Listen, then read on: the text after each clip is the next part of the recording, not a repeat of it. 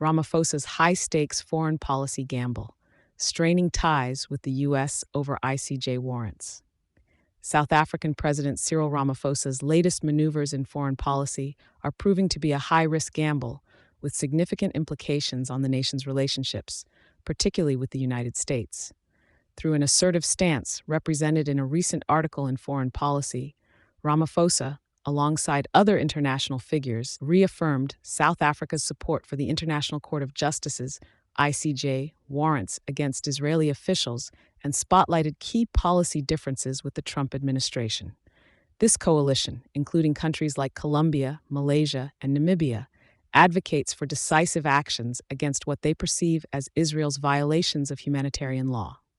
The group collectively endorsed not allowing their ports for vessels carrying military supplies to Israel and blocking arms transfers, contributing to humanitarian infractions. These strong positions underscore a fundamental shift in how South Africa wishes to address international relations and war crimes. Ramaphosa's approach directly contradicts the interests and policies of the U.S., especially under the Trump administration, which had already expressed dissatisfaction with South Africa's foreign policy directions.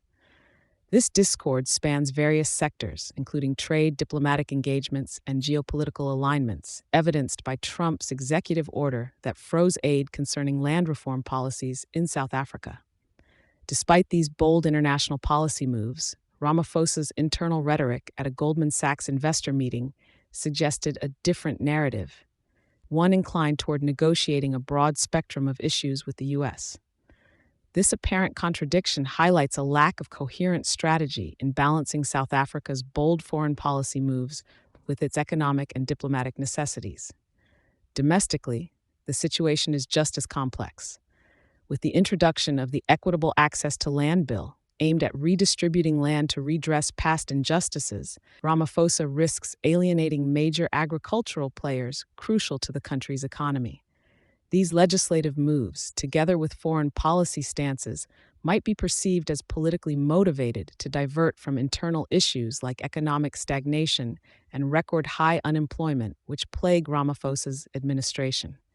In conclusion, while trying to assert its moral and political will on the international stage, South Africa, under Ramaphosa's leadership, must tread carefully.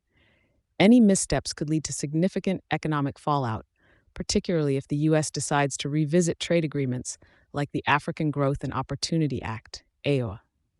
The situation calls for a delicate balance between moral leadership and pragmatic diplomacy, as the stakes are extremely high, not only for South Africa's global standing, but also for its domestic economic health. Thank you for choosing Satori News.